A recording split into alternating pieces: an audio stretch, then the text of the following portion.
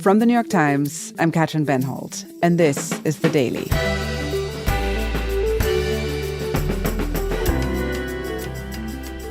The Supreme Court's decision to ban affirmative action last summer was expected to drastically change the demographics of college campuses around the country. Now, we're starting to understand the extent of that change. Today, my colleague David Leonhardt explains.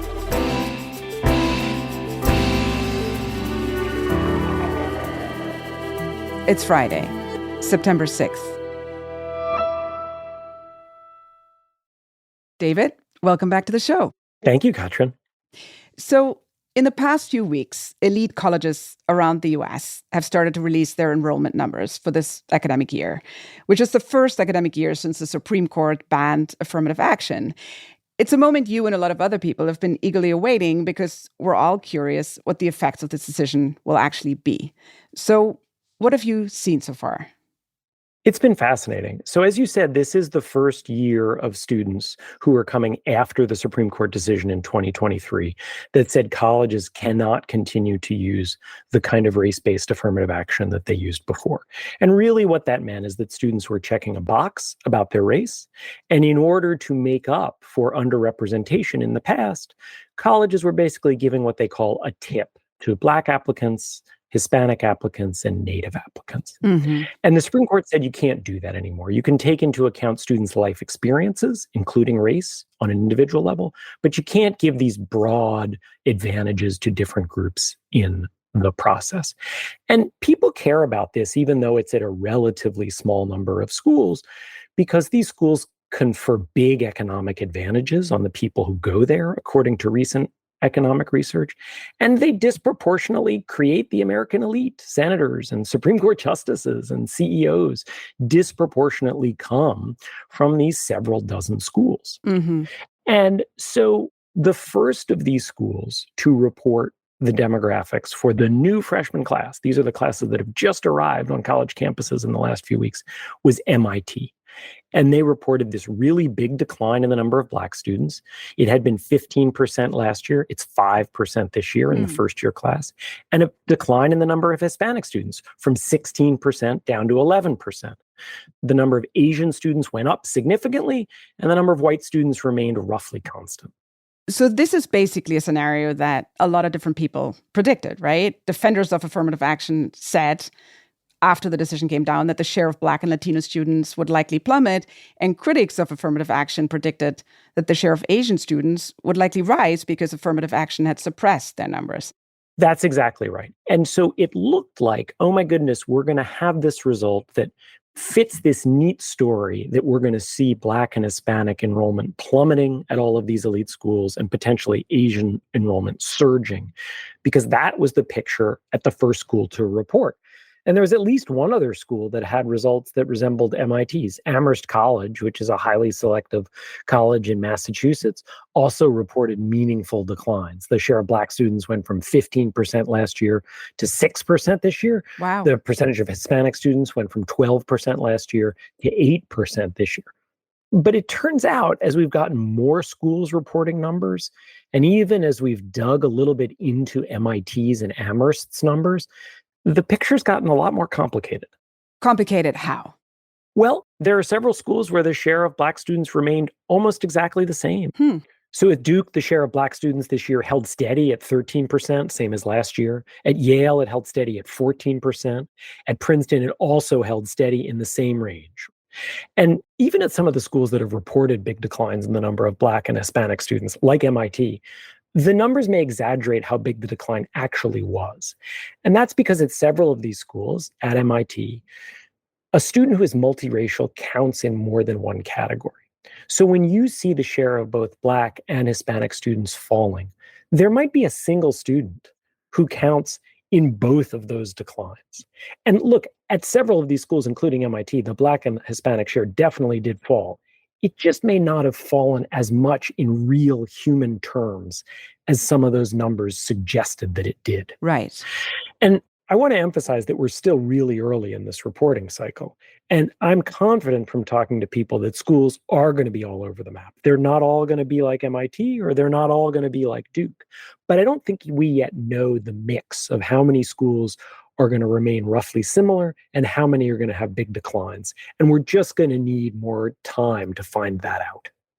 Okay, so clearly there is quite a lot of variation in this data, but just from what you're telling me, it seems like the share of Black students, at least overall, is down. It sounds like at best it's kind of stable for now, but in some places it actually dropped. So is that a pattern you're seeing here? I think that is a pattern. And once more schools report, I think that's what we're going to end up seeing. The trends with Hispanic students, though, are a little different. Hispanic students are even more all over the map in terms of the trends. So there are schools like MIT where the share of Hispanic students fell. There are schools like Princeton and Yale where the share held roughly steady. But we even have an example so far among just a very few schools that have reported of a school where the percentage of Hispanic students rose, which is UVA. It's gone from 8% to 10% in 1 year. That's a meaningful increase. Yeah. And so one of the things I will be watching going forward as more schools report is the Hispanic share overall kind of holding steady, which seems plausible, or is it declining, which also seems plausible. Mm-hmm. But there's another point to think about here. So far, Katrin, we've been talking about race. But if you look at economic data, it looks like the number of lower income students at many of these colleges is actually going up. So I'll give you two interesting examples. Duke and UVA. Duke is private, UVA is public. These are historically two of the least economically diverse colleges in America. I wrote a whole story for our magazine about how dominated Duke was by upper income students. And UVA, the University of Virginia, has long been arguably the least diverse public college in America. And yet, we've really seen increases in economic diversity. So UVA reported that the percentage of students who received the Pell Grant, which is the largest financial aid program in the country, basically goes to people in the bottom half of the income distribution. The Pell share at UVA rose from 16 to 24 over the last year. At Duke, it rose from 17 to 22. And we're going to need more information to figure out exactly what's going on here, because the federal government did expand eligibility for the Pell Grant, which might explain a couple ticks of that increase. Mm-hmm. But it really seems like at a lot of these places, economic diversity has risen over the past year. I mean, it's really fascinating. What you're basically saying is that 1 year after the Supreme Court banned affirmative action, broadly speaking, we're seeing racial diversity decreasing, but economic diversity actually seems to have gone up. That's exactly right. And that's not a pattern that many people would necessarily have expected. And it's a fascinating pattern. And that, of course, raises the question of why is that happening?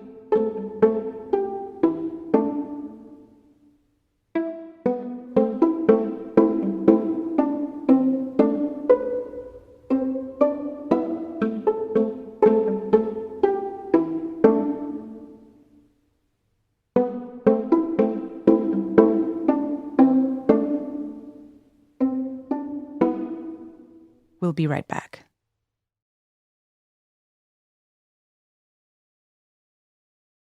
So, David, I want to dig a little deeper into this, frankly, surprising finding that we discussed in the first half. Why is it that post-affirmative action economic diversity has gone up at these schools? Well, one thing that seems to be happening is that the number of upper income Black and Hispanic and multiracial students at some of these schools, like MIT, has declined. And to some extent, at some of these schools, they have been replaced by lower income students of many races, potentially including lower income Black students and lower income Asian and white students. And the reason that would be is that the Supreme Court said you can no longer take into account simply a student's race. But the Supreme Court also said that colleges can very much continue to take into account students' life experiences. And so the main way that they would hear about students' experiences would be the essays. Mm-hmm. So if a student wrote about how they grew up in a neighborhood that was lower income, maybe an overwhelmingly Black or overwhelmingly Hispanic neighborhood, and they faced racial discrimination. Or maybe they grew up in a lower income, overwhelmingly Asian neighborhood and faced racial discrimination. The colleges can take all those into account. And so in this more subjective process in which students have to talk about themselves as individuals rather than checking a box, you can imagine why these highly selective colleges who can choose among incredibly large numbers of fantastically talented students, why some of them might be admitting more low-income kids who can talk about their experiences with disadvantage and discrimination, and admitting fewer kids who benefited from the old version of affirmative action, but who also come from higher income neighborhoods and more advantaged high schools.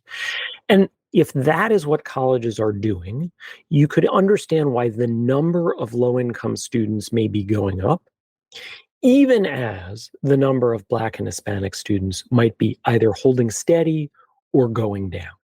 So in other words, this sort of stronger focus on these application essays, which surface these stories of overcoming, have kind of helped to lead to more socioeconomic diversity in these classes, because overcoming adversity isn't necessarily a racial issue. Overcoming adversity absolutely can include race in the United States, given our racial inequities and given racial discrimination, but it's not only race. David, I just want to gut check here. Now that affirmative action is no longer on the table, can we just assume that colleges are still trying to maintain the same degree of racial diversity? In other words, are students still encouraged to share their stories of growing up as a minority in these essays? Well, that's a fascinating question.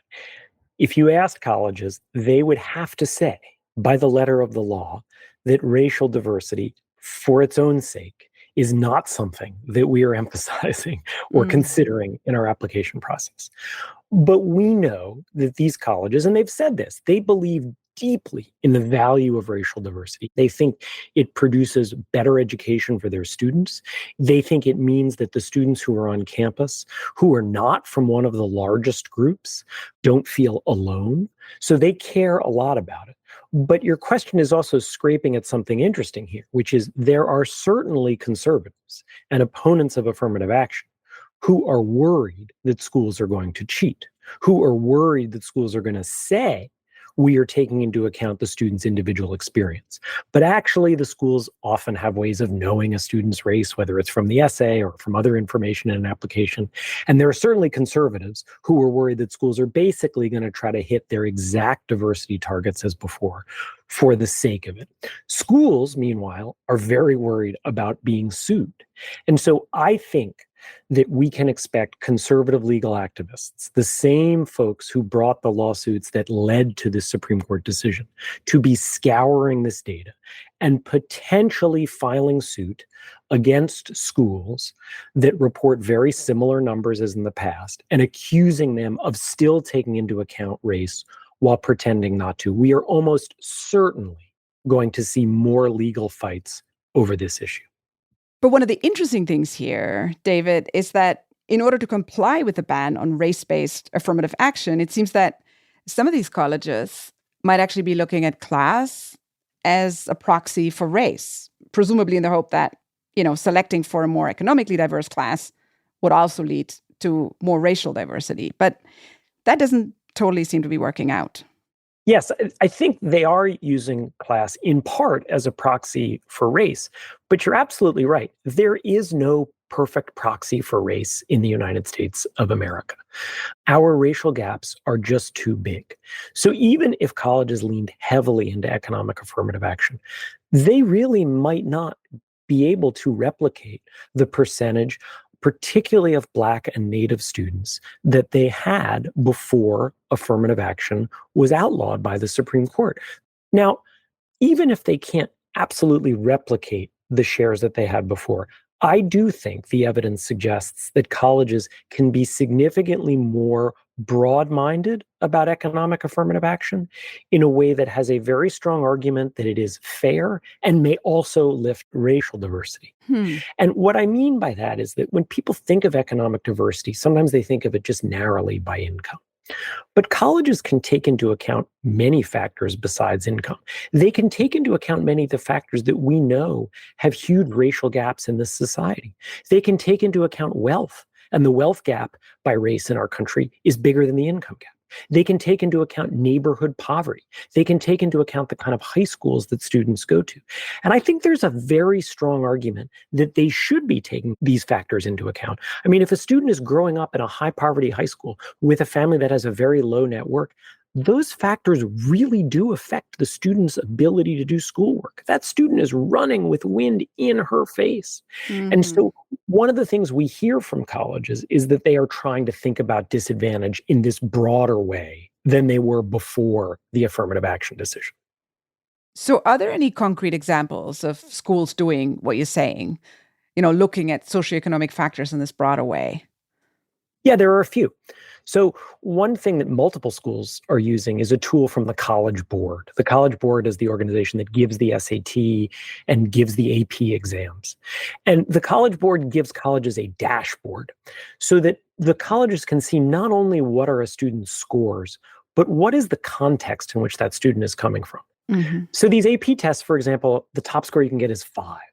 Now, if you get a 4 coming from a top high school, that means one thing. But if you come from a high school where you're the only student who managed to get a 4 on a given AP exam, that's really impressive. And colleges are then able to take into account, look, it looks like this student can do the work at our college, and this student is one of the very, very best students in his or her community. That's one example. A second example is recruitment.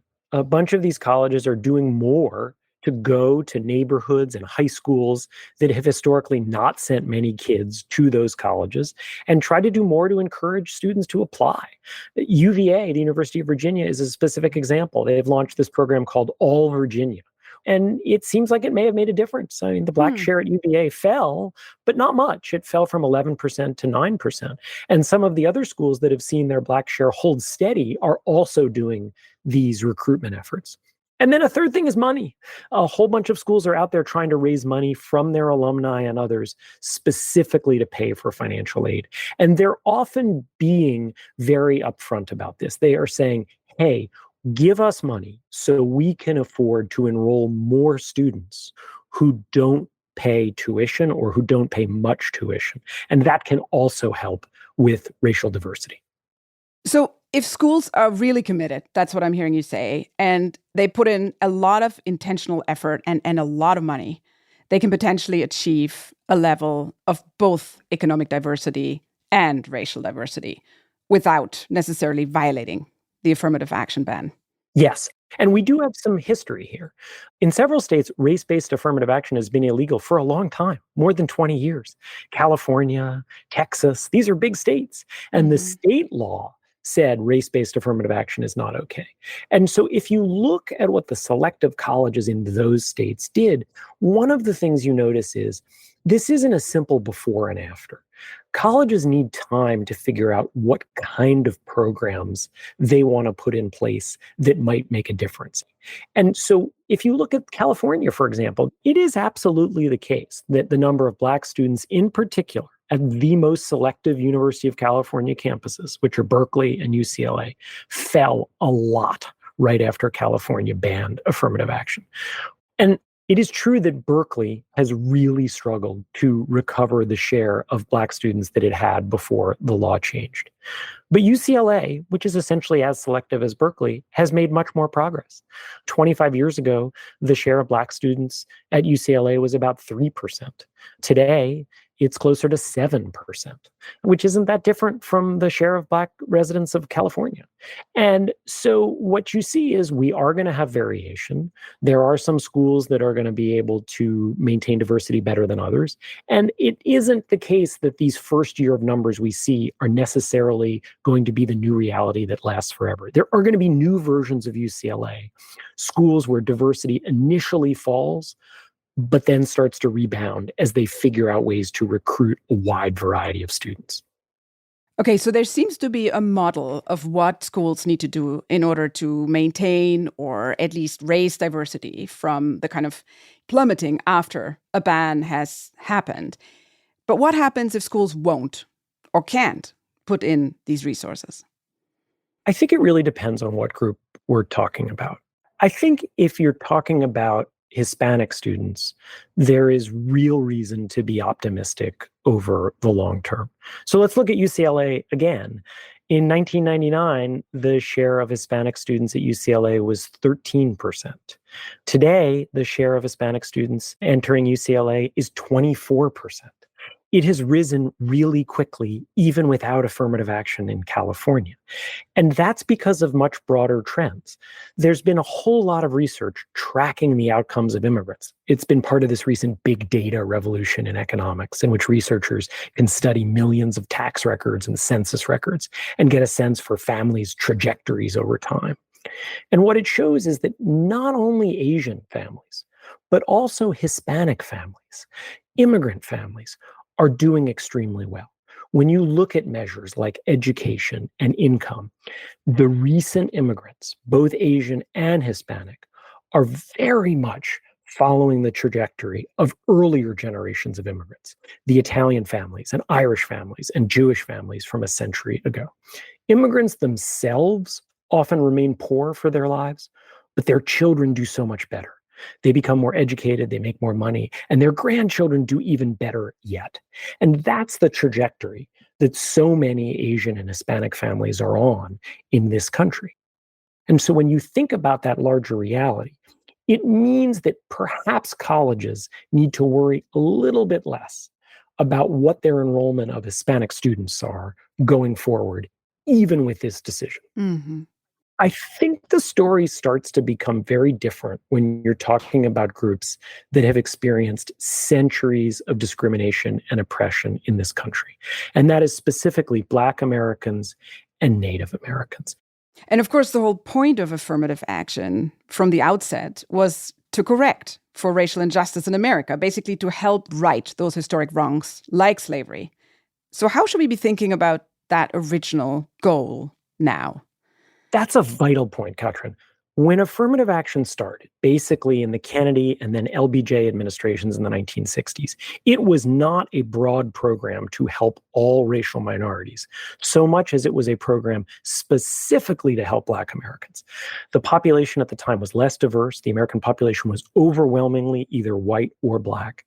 And the idea of affirmative action was to deal not only with the legacy of slavery, but also the legacy of the racially discriminatory laws that we had well into the 20th century, into the second half of the 20th century, that helped white people buy homes, but wouldn't help Black people buy homes. These are legacies we still live with today. One of the reasons that Black families are less wealthy than white families is because we have had government policies that have specifically tried to lift the net worth of white families and excluded Black families. And so, given this incredible legacy of discrimination, and given the fact that immigrants of all groups traditionally have all kinds of advantages for a complicated mix of reasons, the thing that I particularly will be looking at is what happens to the share of Black students and Native students at many of these schools. I think those are the areas, given the legacies of racial discrimination in this country, particularly for Native and Black people, that are much more worrisome than what happens over the long term to the share of Hispanic or Asian or white students at these schools. And is there room, in the light of this sort of ruling that came down a year ago, to design a more targeted remedy specifically addressing this particular historic injustice? I don't know. And I think it's a great question. There was a fascinating discussion during the Supreme Court arguments over this case about whether, for example, a college could consider whether an applicant came from a family that had been enslaved. And Justice Kavanaugh, who of course is a Republican appointee, suggested that he might be open to such a policy. Now, it was a brief conversation, and I don't know whether you could, but that's a really tricky question, right? Because the notion of did you have an ancestor who was enslaved is not a question about race. But of course, in the United States, we know that that is referring to only one race. And so you can imagine, particularly if the numbers of Black students look really worrisome in coming years, that colleges might try to get more aggressive about those kinds of questions. But it is certainly something that would have to be the subject of future legal cases. So, David, as we're coming to the end of this episode, it just strikes me that race-based affirmative action which was supposed to address racial injustice, actually kind of failed on the economic piece of that inequity. And now, in this post-affirmative action world, we're seeing some progress on the economic injustice front, but on the racial component, these colleges may actually be going backwards. Yes, that is right. And it's a sign of how complicated this entire subject is. And I think one thing to keep in mind is it's not as if the system before the Supreme Court's decision was working particularly well from anyone's perspective. So conservatives, of course, were unhappy with the system with racial categories. That's how we got the case, and it's how we got a conservative Supreme Court saying you can't use these racial boxes. But the old system was also not that easy to defend on progressive values. I mean, several years ago, multiple elite colleges had more students coming from the top 1% of families based on income than the entire bottom 60%. So kind of affirmative action for the rich, actually.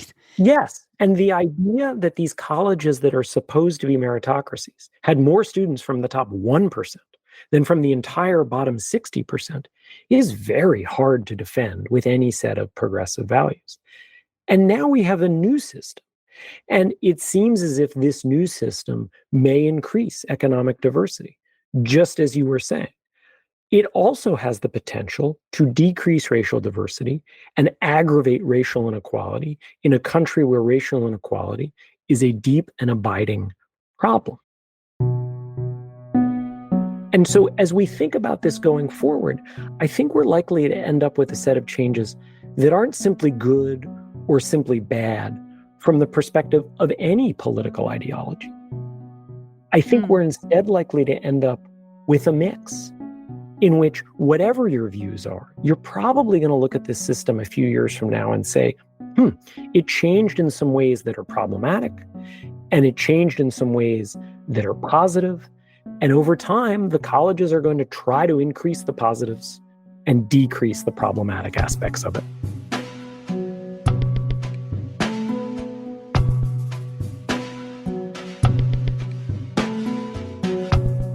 Well, David, thank you very much. Thank you, Katrin.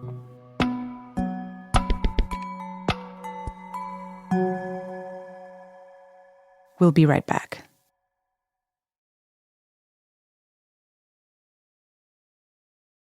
Here's what else you need to know today.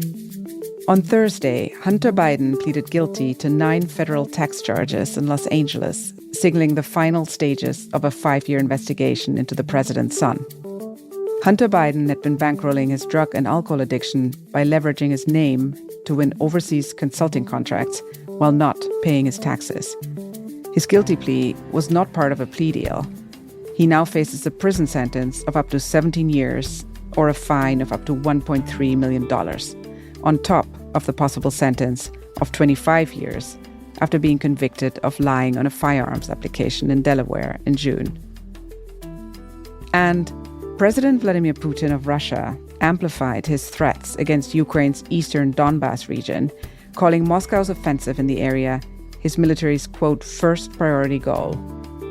Speaking at an international conference in Vladivostok, Putin tried to portray his army's grueling push into eastern Ukraine as evidence of a failed Ukrainian military strategy. He dismissed Ukraine's capture of hundreds of square miles of Russian territory in the Kursk region as little more than a distraction that would be dealt with over time.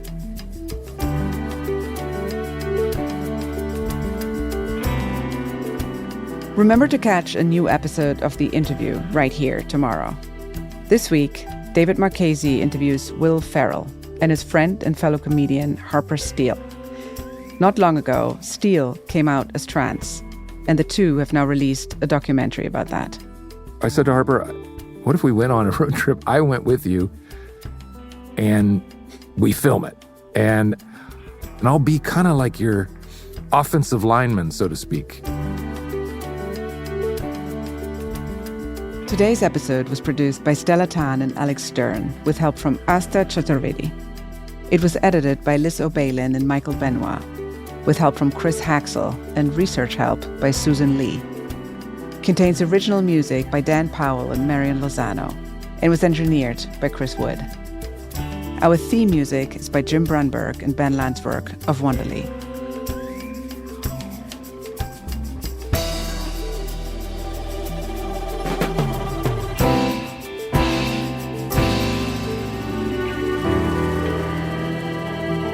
That's it for The Daily.